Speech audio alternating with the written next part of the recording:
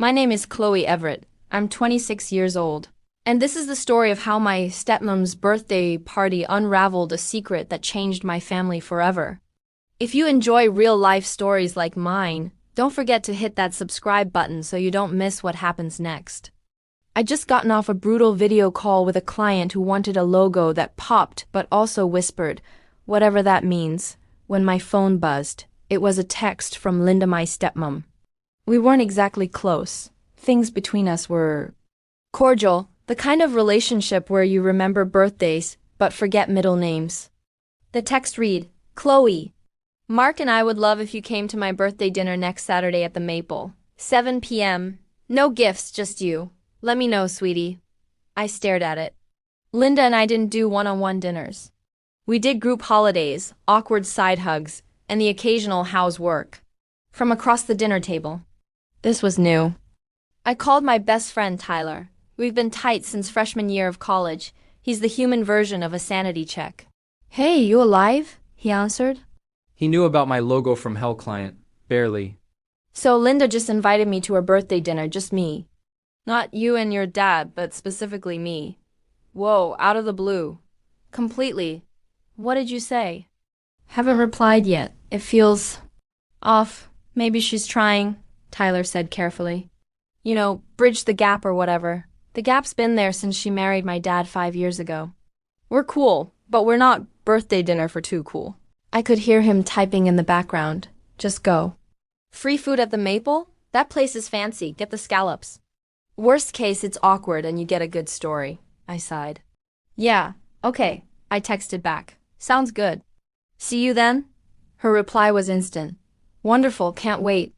Dress nice. The whole week felt weird. Dad called on Wednesday, his usual midweek check-in. He didn't mention the dinner. Not a word. That was the first red flag, though I didn't see it then.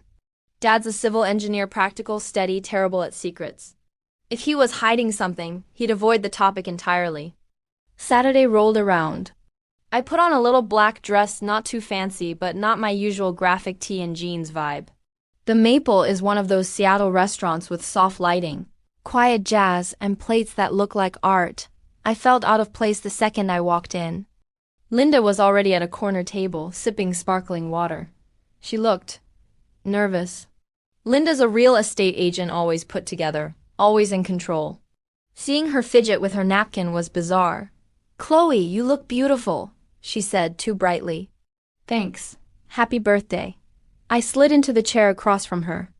We made small talk, the weather, my job. Her latest listing, it was stiff, like we were reading from a script. The waiter took our orders. She got the salmon. I got the scallops, just like Tyler said.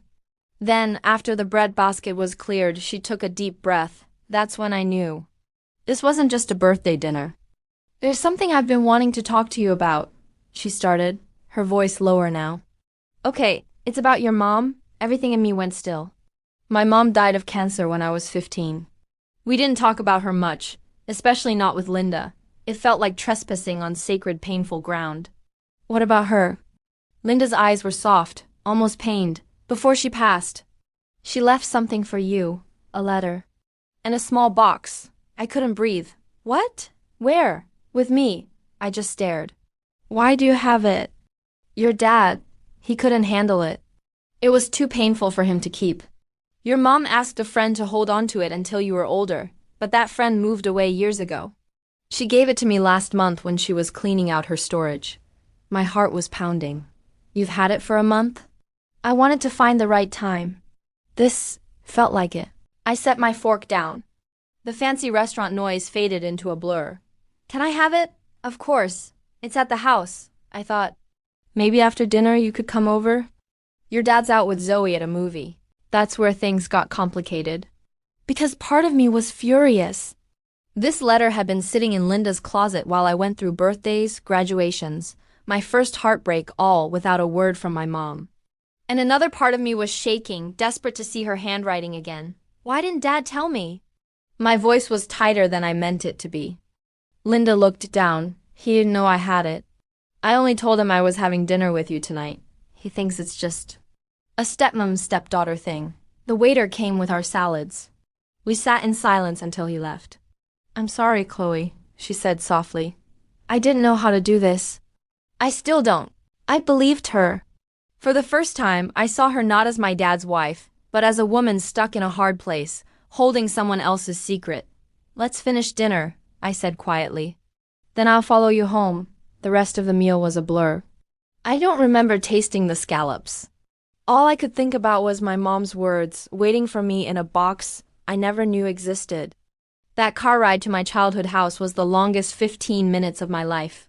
I was about to hear from my mother for the first time in over a decade.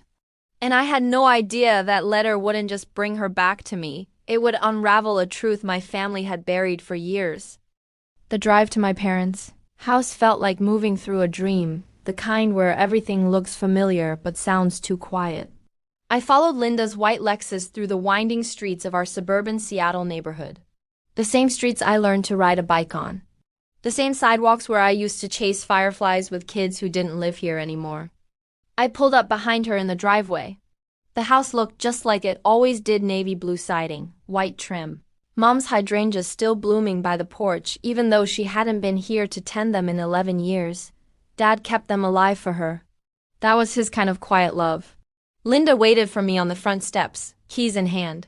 "Your dad and Zoe won't be back for another hour," she said, her voice soft in the cool evening air. "We have time," I just nodded.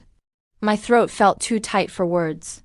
Inside, the house smelled the same, like lemon cleaner and the faint, sweet scent of Dad's pipe tobacco, even though he'd quit smoking years ago. Some smells stick to a place. Some memories do too. Linda didn't turn on the overhead lights. Just a lamp in the living room, casting a warm glow over the sofa where Mom used to read to me. I could still see us there, curled up under that same fleece blanket. "I'll be right back," Linda said, and she headed upstairs. I stood in the middle of the room, arms wrapped around myself. This was surreal. All my teenage years in this house, and there'd been a letter from Mom just rooms away, waiting. It felt like a secret hiding in plain sight. Linda came back down holding a simple wooden box, maybe the size of a hardcover book. It looked old, the finish worn at the corners. She handed it to me carefully, like it might break. "It's all in there," she said. "The letter, and, a few other things." I took it. The wood felt smooth under my fingertips. "Thank you," I managed to say, though it came out strained. "Do you want me to give you some space?" I did. But suddenly, I was scared to be alone with whatever was inside.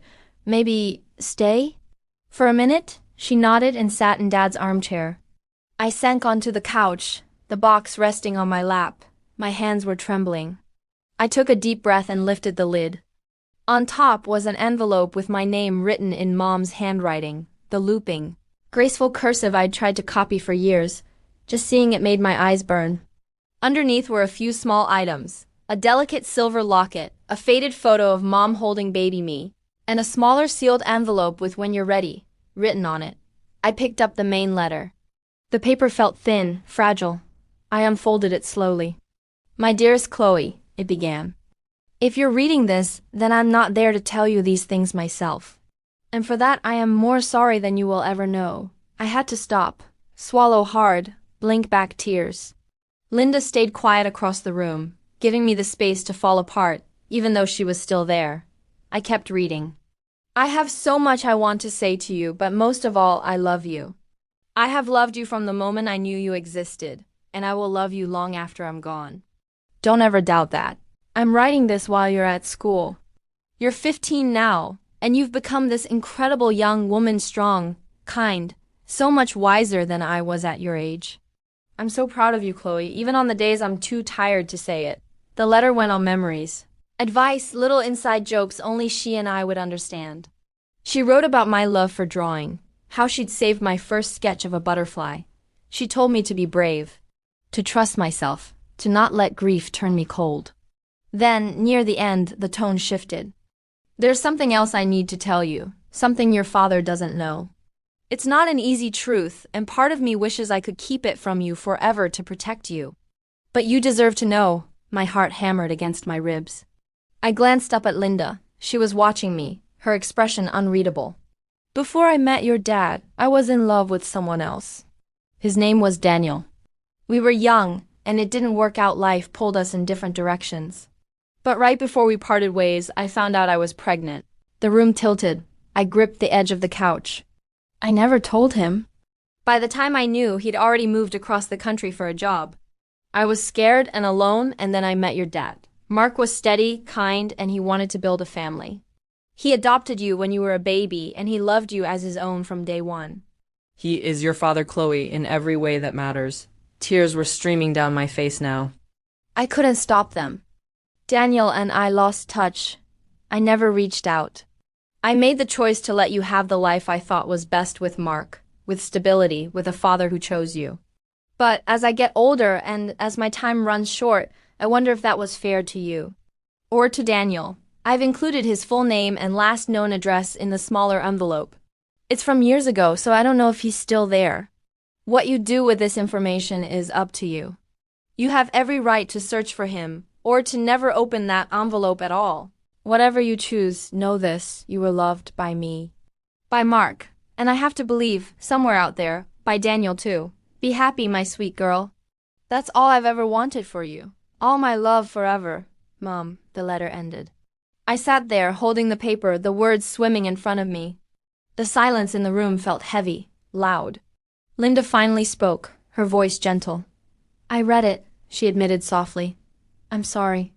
I felt like I had to understand what I was giving you. I looked at her, tears still on my cheeks. Did my dad know any of this? No, not from what I could tell. And I never told him. Why not? It wasn't my truth to tell. It was hers. And now it's yours. I stared down at the smaller envelope. When you're ready, my whole identity, the story I'd told myself about who I was, where I came from, had just cracked open. I don't know what to do, I whispered. You don't have to decide anything tonight, Linda said. She leaned forward. For what it's worth. I watched Mark raise you. He changed your diapers, taught you to ride a bike, stayed up with you when you were sick. Biology or not, that man is your father. I knew she was right. But still, there was a man out there named Daniel who didn't know I existed. A whole other possible life, hovering like a ghost. Headlights swept across the living room window. Tires crunched in the driveway. That's your dad, Linda said quietly. You should put the box away for now. I quickly closed the lid, holding it against my chest just as the front door opened. Zoe burst in first, all energy and smiles, holding a mini stuffed unicorn from the movie theater. Chloe! She yelled, running over to hug me. You're here, Dad followed, looking surprised but pleased. Hey, kiddo. I didn't know you were stopping by.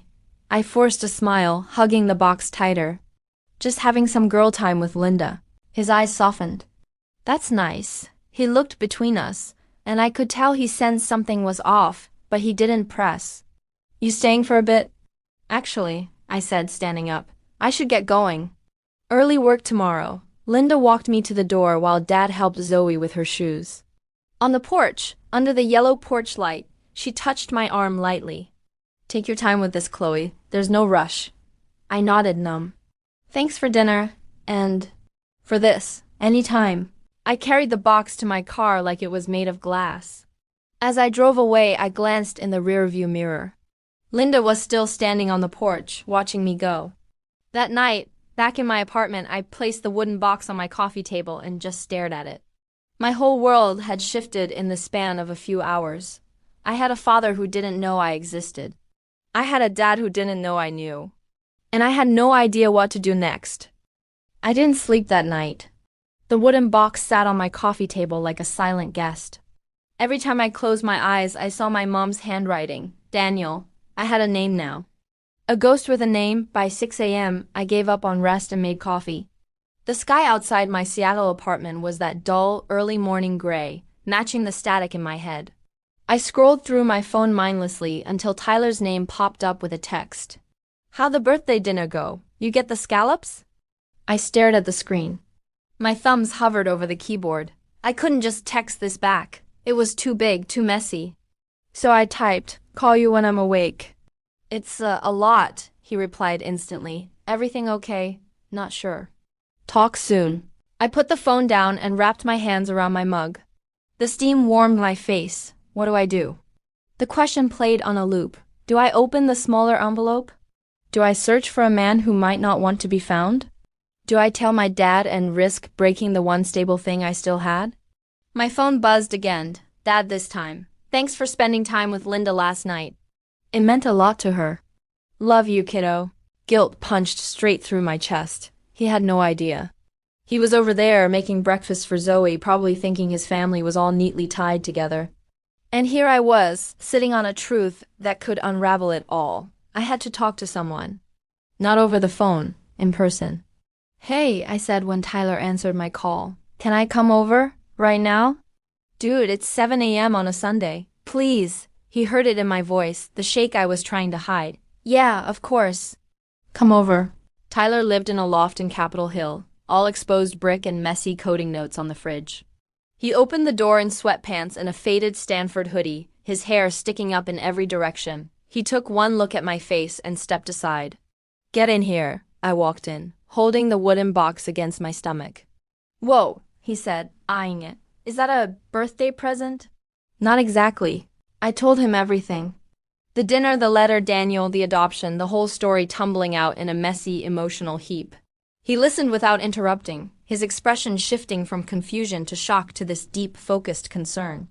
When I finished, he let out a long breath. Holy crap, Chloe. Yeah, so your dad isn't your biological dad. Legally, he is. He adopted me, but genetically? No. Saying it out loud made it feel more real and more terrifying. Tyler ran a hand through his hair. And your stepmom's had this box for a month? Yeah. Why now? Why tell you now? I don't know. She said she was waiting for the right time. Maybe she saw me pulling away. Maybe she felt guilty. I shrugged, exhausted. Does it matter? He got up, poured me a glass of water, and handed it to me. What are you gonna do? That's the million-dollar question. I took a sip. Part of me wants to pretend I never read it. Just put the box away and go back to normal. But I can't. Now that I know, it's like there's this whole other piece of me floating out there. Who is he? Does he have other kids? Do I look like him? My voice broke. Do I have his eyes? Tyler sat next to me. Have you opened the smaller envelope? No, I'm scared to. That's fair. We sat in silence for a minute. Outside, rain started tapping against the window, a soft Seattle drizzle. You know what my first thought was? Tyler said quietly. Your dad. Mark. How's he gonna take this? I looked down at my hands. I don't know. That's what terrifies me the most. He raised me. He was there for every scraped knee, every school play. What if this changes how he sees me? Chloe, that man loves you, like, deeply. I've seen the way he looks at you. It's not gonna change. But he's been living a lie my mom let him live.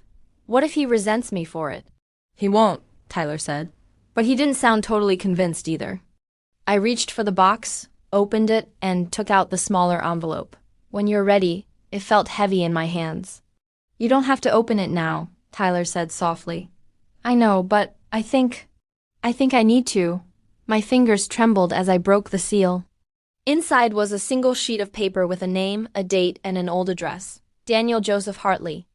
Last known address, 2243 Green Ridge Lane, Boulder, CO 80304. Contacted briefly in 2007. No further information. There was also a faded Polaroid paper clip to the sheet, a picture of a young man with dark, wavy hair and a smile that looked familiar in a way that made my stomach flip. He was standing in front of a mountain, squinting at the sun. He looked happy. He looked like me. Around the eyes, the shape of the smile. Wow, Tyler whispered, looking over my shoulder. You look like him. I couldn't speak. I just stared at the photo.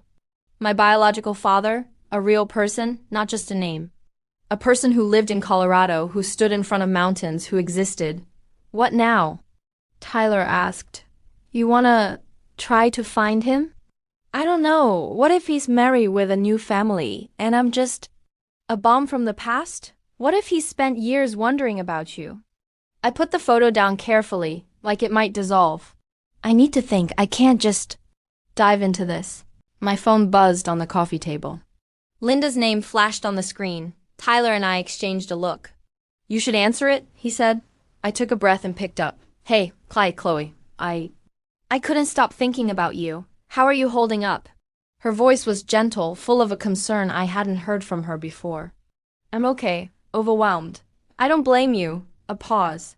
Did you open the smaller envelope? Yeah, and? And I have a name. And an old address? She was quiet for a moment. Do you want to talk about it? I could meet you. No pressure. Part of me wanted to say no, to keep this between Tyler and me. But another part remembered the look on her face last night, like she genuinely cared. Like she was in this with me. Maybe, not today, but maybe. Whenever you're ready, she said. And Chloe, whatever you decide, I'm here. I know I haven't always been the easiest person to talk to, but I want to be. For you. It was the most real thing she'd ever said to me. Thanks, Linda. Of course. Talk soon. I hung up and looked at Tyler. She's being really kind. Maybe she gets it, he said. She married into a family with a huge secret. Maybe she knows what it's like to hold something heavy. The rain picked up outside. I leaned back into the couch, suddenly drained. You should stay here today, Tyler said. We can order gross amounts of delivery food and watch bad movies. No decisions, no pressure. Just breathe. I almost cried at the offer. You don't mind? Are you kidding? This is the most drama I've had all month. And my life is like 90% debugging code. A small laugh escaped me, the first one since last night. It felt foreign, but good. Okay, I said. But I'm choosing the movie. Deal. That afternoon, curled on Tyler's couch under a blanket, with rain streaking the windows and some cheesy 90s rom-com playing in the background, I let myself forget for a few hours. I let myself just be Chloe, not the girl with the secret, not the daughter of a ghost, just Chloe. But as the day faded into evening, I knew the reprieve was temporary. I had a choice to make. I had a truth to face. And sooner or later, I'd have to decide what to do with the name Daniel Hartley, and how to tell the man who raised me that he wasn't my only father. The box waited for me by the door. And the ghost in the photo waited too. Somewhere out there, in Colorado or beyond, my other story was waiting to be found. A week passed. I went to work, answered emails, designed logos, and smiled at coworkers. I was fine, totally fine. Except I wasn't sleeping, I kept forgetting to eat, and every time my phone buzzed, my heart jumped into my throat. The box lived on my bookshelf now, tucked between a plant and a stack of design annuals. Out of sight, but never out of mind. Daniel Hartley's face floated behind my eyes whenever I blinked. On Friday afternoon, my dad called. Hey, kiddo! Zoe's got a soccer game tomorrow morning. Nothing fancy, just a bunch of 9-year-olds chasing a ball. But she asked if you'd come. Thinks you're her good luck charm. His voice was so normal, so warm. It made the secret inside me feel like a lie. A betrayal. Yeah, I said, maybe too quickly. Yeah, I'll be there. Great. Kickoff's at 10. We'll save you a spot on the sideline. I'll bring coffee. You're the best. I hung up and pressed my palms to my eyes. How was I supposed to sit next to him on a soccer field, making small talk, knowing what I knew? I felt like an imposter in my own life. That's when I made a decision, not a big, dramatic one. Just a first step. I opened my laptop and typed Daniel Joseph Hartley, Boulder, Colorado, into the search bar. My finger hovered over the enter key. This was it, the point of no return. I pressed it. The results loaded, a few LinkedIn profiles none matching. An old real estate listing from 2012, a mention in a Boulder community newsletter about a charity, 5K no social media profiles that screamed this is him. He was either offline or using a different name or just gone. I leaned back in my chair. Part of me was relieved. Maybe he'd moved. Maybe he didn't want to be found. Maybe this was the universe telling me to leave it alone. But another part, the part that looked like his eyes in that Polaroid, felt restless, unsatisfied. I texted Tyler, tried searching for Daniel. Nothing obvious. Maybe he doesn't want to be found, he wrote back a minute later. Or maybe he's just not on the first page of Google. That doesn't mean anything. You want help? Not yet. Just thinking. You're gonna drive yourself crazy just thinking. Talk to someone, Linda maybe? He had a point. Linda had dropped this bomb in my lap. Maybe she had more pieces.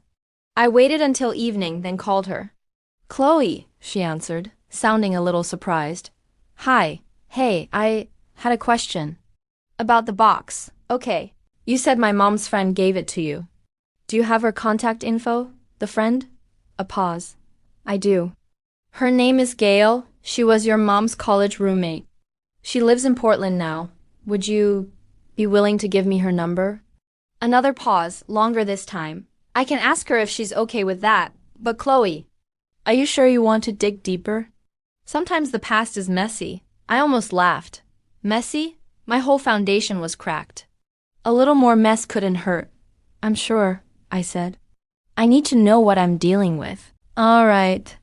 Let me call Gail. I'll text you her number if she says yes. She called back 20 minutes later.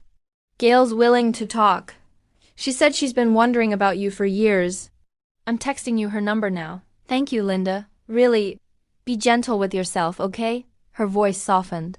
And with Gail, she loved your mom a lot, Gail answered on the second ring. Chloe? Her voice was warm, a little raspy. Linda told me you'd call. Honey, I've thought about you so often. Hearing a stranger say that with so much emotion through me. Hi, Gail. Thanks for talking to me. Of course. How are you holding up? Honestly? I'm a mess. I bet you are, she sighed. Your mom gave me that box about 6 months before she passed. She made me promise to give it to you when you turned 25. Life got in the way. I moved, lost touch with your dad. I'm sorry it took so long. It's okay, I said, though it wasn't, not really. Can you tell me about Daniel? She was quiet for a moment. Daniel Hartley. Smart guy, quiet, kind. He and your mom met in college. They were crazy about each other, but young. He got a job offer in Germany right after graduation. Your mom had just landed a teaching job here. Long distance back then, it was harder. They decided to break things off clean. A month later, she found out she was pregnant. My breath caught. Did she try to tell him? She wanted to. She wrote him a letter. But then she met Mark, and he was so solid, so ready to be a father. She tore up the letter. She told me she didn't want to drop a bombshell on Daniel from across the world. She thought she was giving you stability. But he had a right to know, I whispered, more to myself than to her. Maybe, but your mom was scared and alone and trying to do what she thought was best. Parenting is full of those kinds of decisions. Chloe, the ones you question forever. I wiped my eyes with the back of my hand. Do you know anything about him after that? Where he is now? The last I heard, years ago, he was back in the States. Denver area, I think. Married. Had kids of his own. But that was a long time ago. Things change. Kids of his own. Siblings. I had potential siblings somewhere. Do you think he'd want to hear from me? Gail's voice was gentle. I can't answer that. But I will say this. Your mom never stopped wondering if she did the right thing. She loved you more than anything, but she carried that secret like a weight. Maybe you reaching out could lift it. For both of you. We talked for another 30 minutes. She told me stories about my mom's silly ones, happy ones, the kind that made her feel real again, not just a memory or a photograph. By the time we hung up, I felt drained but clearer. I had a choice. Let Daniel remain a ghost, or try to find him. The next morning, I drove to Zoe's soccer game. The field was all green grass and shouting parents, a bubble of normalcy. Dad waved me over from the sideline. He had 2 folding chairs set up and a thermos of coffee already poured for me. You made it! He pulled me into a one-armed hug. He smelled like fresh air and the same aftershave he'd worn since I was a kid. My heart ached. We sat and watched Zoe, a tiny force of nature in a bright blue jersey, dribbling the ball with intense, clumsy determination. She's got your stubborn streak, Dad said, grinning. Hey, I'm not stubborn. I'm persistent. Same thing, kiddo. We lapsed into comfortable silence, cheering when Zoe kicked the ball toward the goal. It went wide. The normalcy of it was a sweet, painful ache. This was my family. This man was my dad. Was I about to blow that up? At halftime, Zoe ran over, sweating and beaming. Did you see me? I almost scored. You were awesome, Bug, Dad said, handing her a water bottle. She hugged me, her damp hair sticking to my cheek. Thanks for coming, Chloe. As she ran back to her team, Dad turned to me. Everything okay with you? You seem a little quiet. I looked at him, at the lines around his eyes, the gentle concern in his expression. This was the man who taught me how to drive, who held my hand at Mom's funeral, who cried when I graduated college. My dad. The words were right there on the tip of my tongue. I know I'm not biologically yours, but they wouldn't come out. I couldn't do it here, on a soccer field, with kids laughing and whistles blowing. Just work stuff, I lied, forcing a smile. Client revisions. He nodded, accepting it easily. Well, don't let them burn you out. You're doing great things. The second half started. I sipped my coffee and watched the game, but my mind was miles away. In Colorado, with a man who didn't know my name. After the game, they lost. 3-2, we packed up. Zoe chattered nonstop about the game. Dad ruffled her hair. Pizza for the brave warrior? He asked her. Yes, Chloe, you coming? I wanted to. So badly, but the secret felt like a physical thing between us now, a wall I couldn't climb over. I can't, I said. I've got some stuff to finish up. Disappointment flashed in Dad's eyes, but he covered it with a smile. Next time. Drive safe. I hugged them both and walked to my car.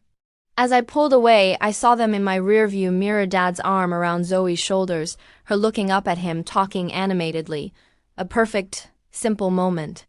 That night, back in my apartment, I took the box down from the shelf. I opened it and took out the Polaroid of Daniel Hartley. I held it next to a picture of myself from my last birthday. The resemblance was undeniable, the shape of the eyes, the curve of the smile. I'd spent my whole life seeing my mom in my face. Now I saw someone else too. I opened my laptop again. This time I didn't just search, I dug. I looked through archived newspaper articles, public records, professional databases. It took 2 hours, but I found him. A Daniel J. Hartley, licensed architect currently living in Fort Collins, Colorado. A firm website with his bio. A headshot, older now, hair graying at the temples, but the same eyes. The same smile. He was real. He was reachable. My cursor hovered over the contact button on his firm's website. My heart pounded so hard I could feel it in my ears. This was it. The moment I could rewrite my story, or shatter it completely. I didn't click. Not yet. I closed the laptop and sat in the dark, holding the 2 photos, the young man from the past, and the man he'd become. I had found him. Now I had to decide if finding him meant telling him. And telling the man who raised me the truth I'd been hiding. I finally called Daniel Hartley. Hearing his voice calm, professional made everything real. I told him who I was and who my mother had been. There was a long silence, then quiet shock. He had a family, a wife, 2 sons. He asked for time. The heavier conversation came next, telling my dad. At a family barbecue, with Zoe playing nearby, I confessed everything, the letter, the secret, the other father. His face changed, pain flashing through his eyes, but then he took my hand. You are my daughter, he said firmly. That never changes, we cried, hugged, and the wall between us vanished. Days later, Daniel emailed. He'd told his family. They wanted to meet me in Seattle, no pressure, just to connect. A month later, we met at a coffee shop. It was awkward, emotional, but kind. I saw my own eyes in his face. We talked like strangers, slowly becoming something new. Afterward, driving home, I realized the truth hadn't broken my family. It had stretched it wider. I wasn't losing a father. I was gaining a fuller story. Sometimes family isn't just who you come from. It's who stands by you when the truth comes out and who chooses you anyway.